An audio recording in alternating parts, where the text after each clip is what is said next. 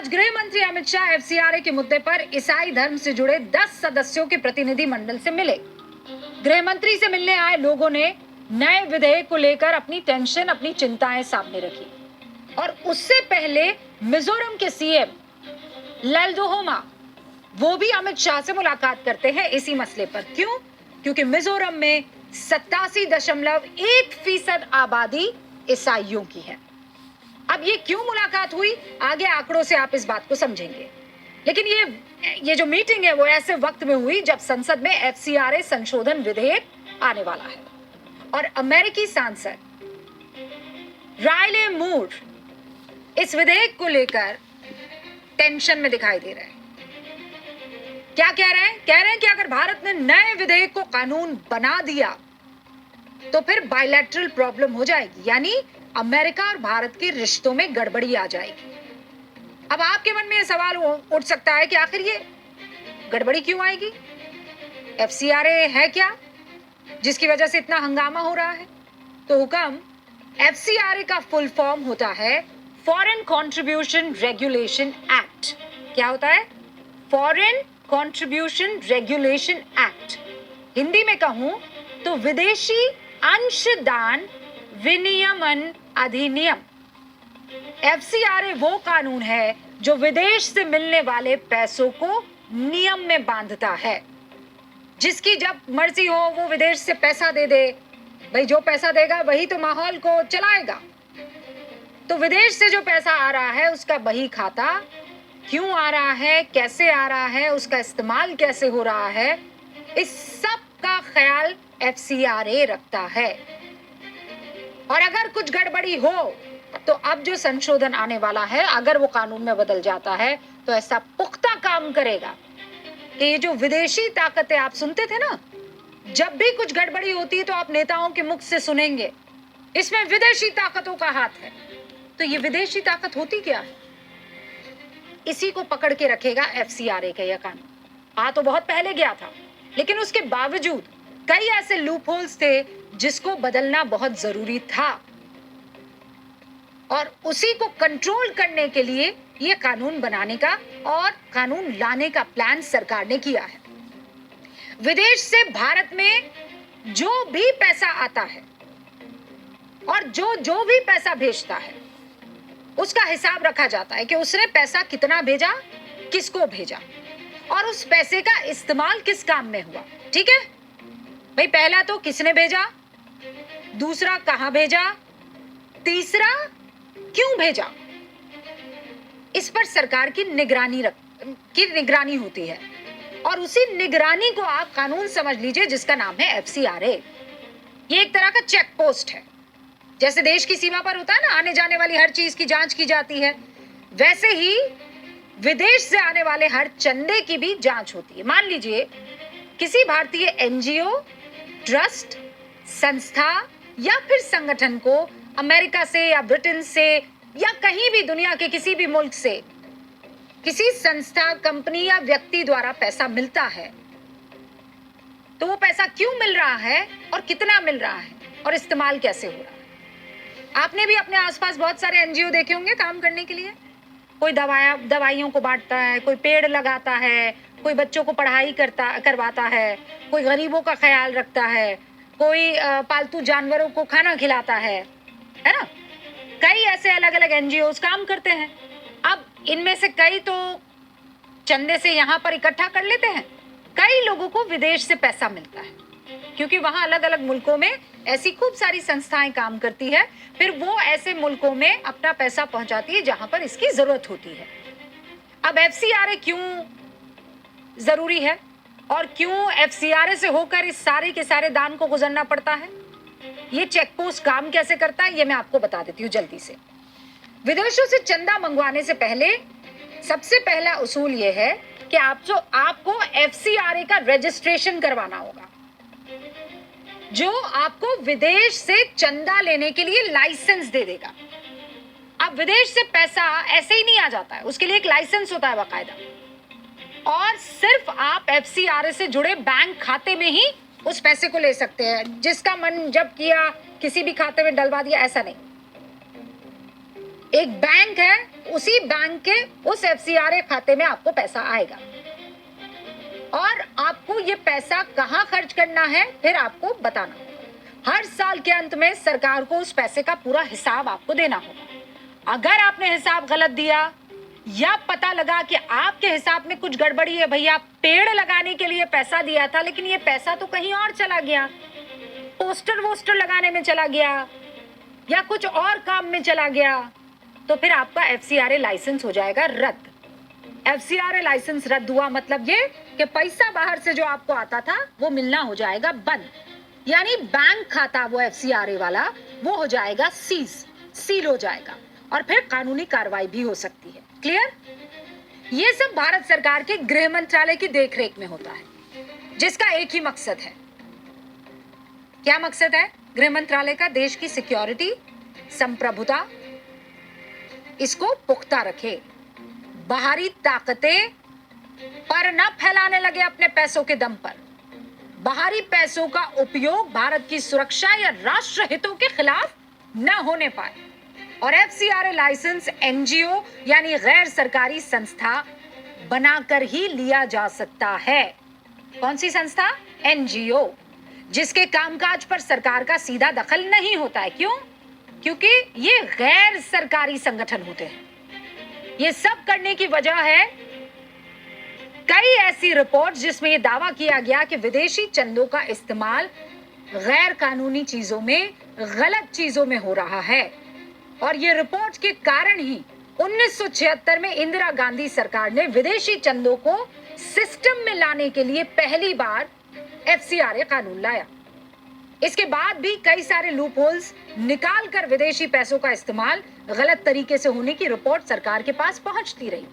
इसी को रोकने के लिए फिर क्या हुआ? मनमोहन सरकार ने साल 2010 में और फिर मोदी सरकार ने 2020 में एफसीआरए कानून को और सख्त कर दिया। और इसकी वजह है भारत में रिकॉर्ड तोड़ एनजीओ। कौन से तोड़ एनजीओ? क्यों है रिकॉर्ड तोड़? बताऊं? चलिए बोर्ड बाबू को प्रणाम कीजिए भैया। Please stop learning new trading. NGO का आज आपको हिसाब बताऊं। अच्छा, एक तो बहुत मोहब्बत में देखते हैं ना लोग, मैम लिखती कैसे है, शिक्षा नहीं लिखने आता है। अरे 10,000 बार बता चुकी हूँ। शिक्षा, मेरा जो क्ष है ये ऐसे आता है, मेरा क्ष ऐसे आता है, ये मेरी राइटिंग है। अब क्या करूं? है ये मेरा क्ष है, ये ऐसे ही आता है, ठीक है? ये मेरा शिक्षा क्ष बता रही हूं ना भैया। अब इस डंडे को कैसे अब चेंज कर ले? यही मेरा डंडा है, शिक्षा, ठीक है? नहीं, जाओ भैया कुल्फी खाओ। हाँ भाई, एनजीओ का हिसाब दे दें। एनजीओ का हिसाब क्या है? इस देश में कितने एनजीओ है? कोई गैस कर सकता है? कितने एनजीओ है? बताओ, जल्दी बताओ, कोई ऐसे ही। कितने? 30 लाख। 30 लाख एनजीओ। अच्छा बताओ, टोटल स्कूल कितने होंगे? कोई बता सकता है टोटल स्कूल इस देश में कितने होंगे? 14,72,000 टोटल स्कूल है, ठीक है? अच्छा, अब ये बताओ टोटल अस्पताल कितने होंगे? 5-6 लाख। अस्पताल कम है? टोटल अस्पताल हमारे यहाँ है 7 लाख, ठीक है? यानी स्कूल, अस्पताल, इनसे ज्यादा क्या है? बताने का मतलब क्या था? यही था। हमारे यहाँ स्कूल कितने हैं? 14 लाख के आसपास। अस्पताल कितने हैं? 7 लाख के आसपास। लेकिन एनजीओ कितने हैं? 30 लाख। और एक आंकड़ा और याद कर लीजिए। क्या है वो आंकड़ा? एक और आंकड़ा याद कर लीजिए। मान लीजिए 811 लोग हैं, उस पर है इस देश में 1, डॉक्टर। 811 लोगों पर इस देश में एक डॉक्टर है, लेकिन 600 लोगों पर हुक्म एक क्या है? एनजीओ। डॉक्टर है 811 लोगों पर, लेकिन एक एनजीओ है 600 लोगों पर। कितने एनजीओ हो गए? आपको लग रहा होगा कि आखिर इतने एनजीओ क्यों? यही तो खेल है। इन एनजीओ में कई ऐसे हैं जो देश की तरक्की के खिलाफ भी दीवार बन जाते हैं और पता ही नहीं पड़ता। इशारा विदेशों से आता है। अब आपके मन में सवाल होगा कि ठीक है मैडम, विदेशी चंदों के लिए तो पूरा फुल प्रूफ कानून है, फिर अब क्यों बदलाव करना चाहती है सरकार? दरअसल विदेश से जो चंदा आता है ना, उसी चंदे से आप स्कूल, ऑफिसेस, मंदिर, मस्जिद, चर्च, गुरुद्वारा, अस्पताल, आश्रम बनाते हैं। मान लीजिए वो एनजीओ या वो संस्था बनाती है। अगर मान लीजिए उसने कोई गड़बड़ी की, तो जो पैसा आया उससे उसने बिल्डिंग बनाई। अब इस बिल्डिंग के रखरखाव के लिए भी तो वहीं से पैसा आएगा ना, कैसे बनाई? तो मान लीजिए गड़बड़ी की, तो उस बिल्डिंग को जो है कुछ टाइम के लिए सरकार ले।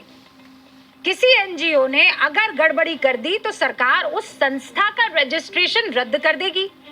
फिर उस संस्था की बनाई संपत्तियों की देखरेख कौन करेगा?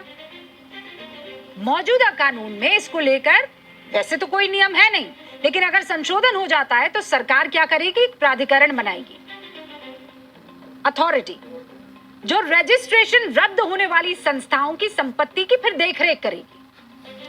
लेकिन बिल्डिंग में कोई बदलाव नहीं होगा। यानी मान लीजिए कोई चर्च है तो वो चर्च ही रहेगा, अस्पताल है तो अस्पताल ही रहेगा। इस प्रावधान को ऑफिशियल भाषा में कहते हैं डेजिग्नेटेड अथॉरिटी। एक और बदलाव होगा एफसीआरए कानून के उल्लंघन पर सजा के प्रावधान को कम करने का प्रस्ताव है।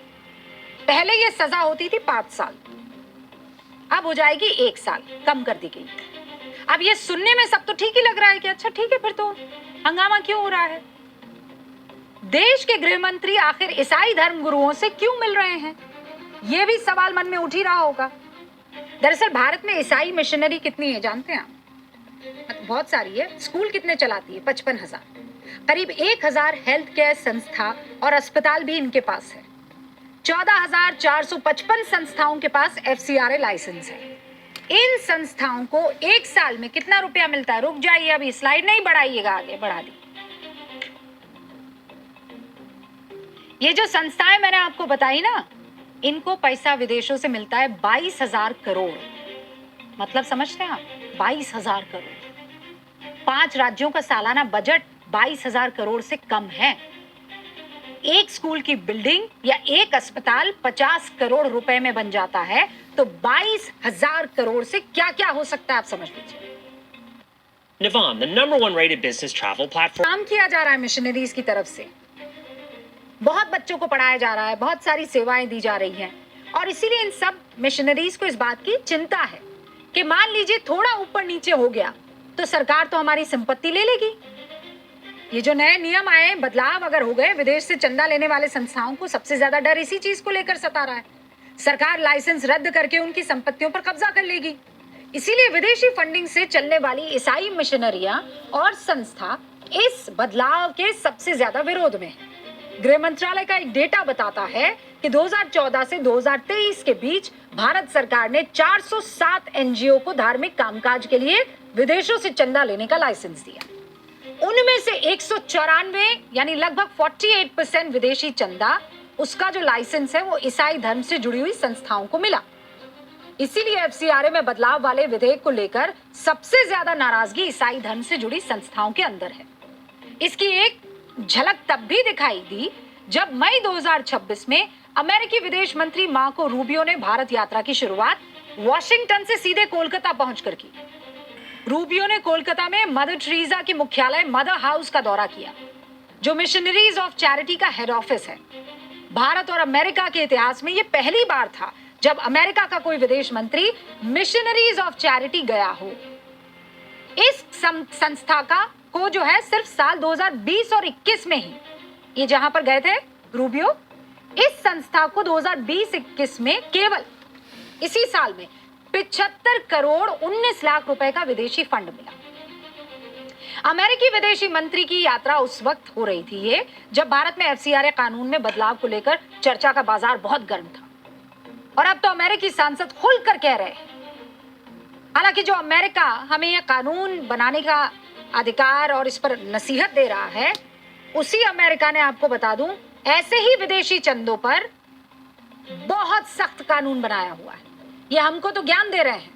अमेरिका में 1938 से फॉरेन एजेंट्स रजिस्ट्रेशन एक्ट है। कब से है? 1938 से, जिसे शॉर्ट में फारा कहते हैं।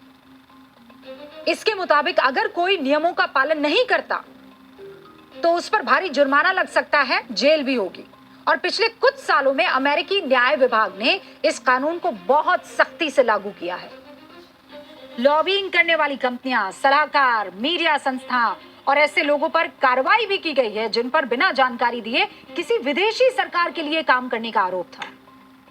मतलब खुद को दुनिया का सबसे पुराना लोकतंत्र कहने वाला देश विदेशी पैसों की एंट्री पर देखिए किस तरीके से काम कर रहा है। भयंकर तरीके से इस पर काम किया जा रहा है, और वो हमको इस बात को लेकर ज्ञान दे रहा है कि आप अगर ऐसे किसी कानून को लेकर आते हैं तो क्या होगा? दो देशों में बायलैटरल प्रॉब्लम हो जाएगी।